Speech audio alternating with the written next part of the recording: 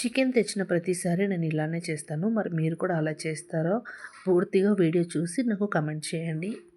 తెచ్చిన వెంటనే నేను అంతా ఒకేసారి చేయనండి. కాస్త ఫ్రిడ్జ్‌లో పెట్టేసి అంటే నెక్స్ట్ డే ఉంటుంది కదా!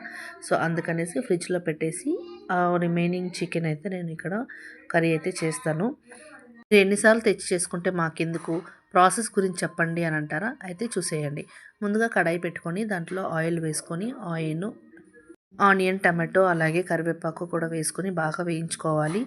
ఇక్కడ అల్లం పేస్ట్ నేను స్కిప్ చేశాను ఎందుకంటే ఇంట్లో లేదు. తర్వాత కడిగి శుభ్రం చేసుకున్న చికెన్ కూడా వేసుకొని అందులోనే పసుపు వేసుకొని కొద్దిసేపు ఉడికించుకోవాలి. ఉప్పు, కారము అలాగే ఇక్కడ పెరుగు వేసుకుంటే టేస్ట్ మాత్రం సూపర్‌గా ఉంటుంది. ఒకసారి ట్రై చేయండి. నా చికెన్‌లో నేను ఇదొకటి కంపల్సరీగా వాడతాను. అదేనండి చికెన్ మసాలా. ఇదే నేను వాడే చికెన్ మసాలా. లాస్ట్‌లో ధనియాల పొడి వేసుకొని సర్వ్ చేసుకుంటే హాట్‌గా తినేయొచ్చు. వీడియో నచ్చితే లైక్ చేయండి.